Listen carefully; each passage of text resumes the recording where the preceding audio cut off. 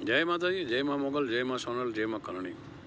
હું માવદાન ગઢવી એક જાહેર કરું છું કે ગઈકાલે એક ગ્રુપની અંદર એક અમારે ચર્ચાનો એક વિડીયો મેં મૂકેલો કે જે મારી ચેનલ નથી પણ બીજા ચેનલમાં જે ગ્રુપમાં હતો ને કોઈ ચડાવી દીધો છે વિડીયો। એમાં જે હું દેવિયાત ખવડના જે માં સુધી કે જે કંઈ મારાથી બોલાઈ ગયું છે એ બદલ માફી માગું છું, કારણ કે માં સુધી ના બોલાય પણ મારાથી બોલાઈ ગયું તો માફી માગું છું। માં તો સૌની સરખી જ હોય અને અમારે તો મામાના ભાણેજનો નાતો છે, પણ હવે દેવિયાત ખવડે જે ગુજરાત ગઢવી વિરુદ્ધ જે કંઈ ભાષણો કર્યા હતા સ્ટેજ ઉપર એને લઈને એક સમાજની લાગણીને લઈને મારાથી બોલાઈ ગયું છે, તો દેવિયાત ખવડના માં સુધી ના બોલાય, હકીકતમાં એ મારી મોટી ભૂલ છે, એ બદલ હું માફી માગું છું।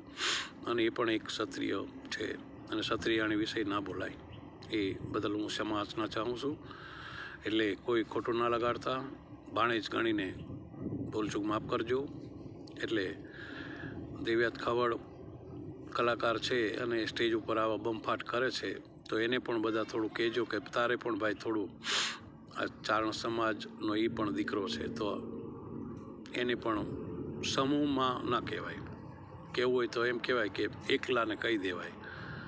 આજે અમને ખોટું લાગ્યું હોય તો એનું મુખ્ય કારણ એ જ છે કે એક વ્યક્તિને તમે ટાર્ગેટ કરી શકો પણ આખા સમાજને ન કરી શકો ને પારિવારિક સંબંધો તો કાઠી ચારણોના વર્ષો વર્ષ છે જ તે અને રહેવાના જ છે, કોઈ કલાકારના હિસાબે કાંઈ તૂટી નથી જવાના। અને મારાથી આજે કે વધારે બોલાઈ ગયું હોય તો તમામ મામા પક્ષને ભાણેજ તરીકે હું તમારી માફી માગું છું, કારણ કે મને આવો કોઈ હેતુ હતો નહીં બોલવાનો, પણ આ એક કેમ બોલાઈ ગયું મને ખ્યાલ નથી અને કોઈ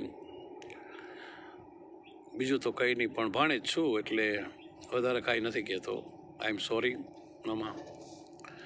અને થોડો દેવિયાત ખવડને પણ જે કલાકાર અને એને પણ તમે આપ કહેજો। અને હમણાં ઘણા એવા વિડીયો છે એની અંદર કેટલું એને લોકો કહેશે, તો આ તો હું ભાણેજ છું એટલે ભાણેજનો નાતો નિભાવું છું, મારાથી ના બોલાય પણ બોલાઈ ગયું છે એટલે આઈ એમ સોરી। જય માતાજી, જય મોગલ।